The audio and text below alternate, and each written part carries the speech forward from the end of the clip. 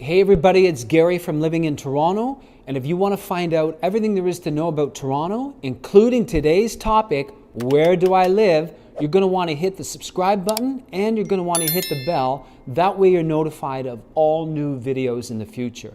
So if you're moving to Toronto from a different country, different province, or if you're already in the city and you're looking for a new neighborhood, it's going to depend on a few factors. It's going to depend on your preference, what you like, what you don't like, your budget, your lifestyle, all of these things.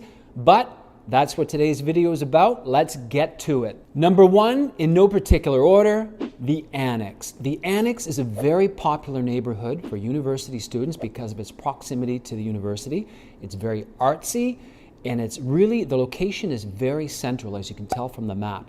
So to live here as of April 2023, the average price in this neighborhood is $2,450,000. Now, you're going to say, what student can afford that?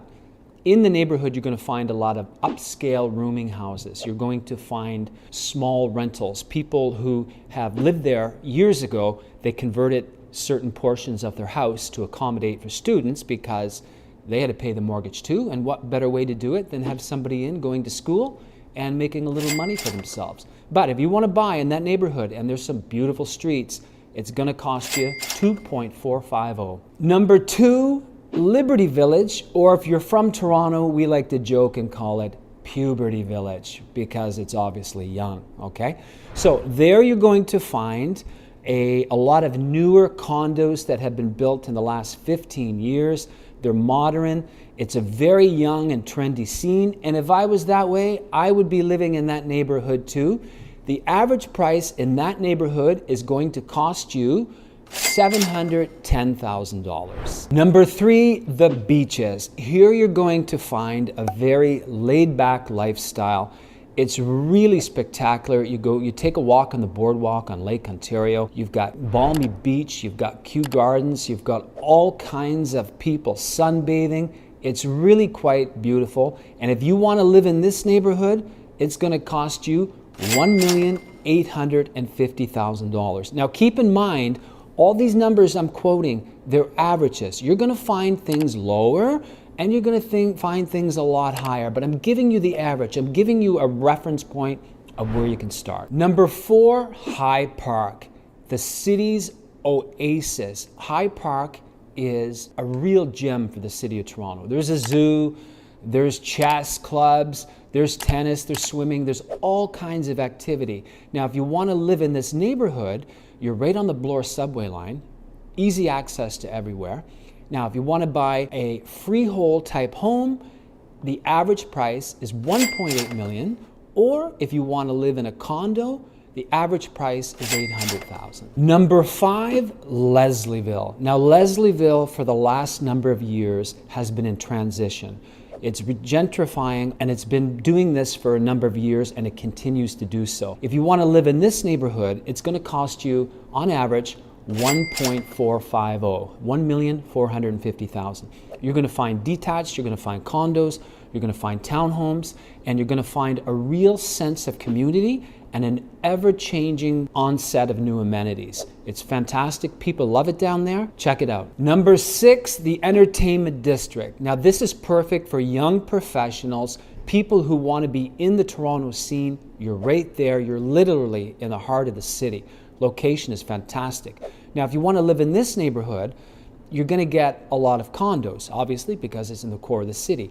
Now, the average price is $620,000, but that may seem low to you, but you got to keep in mind, there's a lot of condos there. There's a lot of studios, there's a lot of one bedrooms, and this will bring the number down. So that number could be a little bit misleading to you, but I'll leave it in your capable hands to reach out when the video's done. Number seven, Yorkville. 35, 40 years ago, well, actually 50 years ago, Yorkville was completely opposite of what it is today. It used to be a place where it was very run down.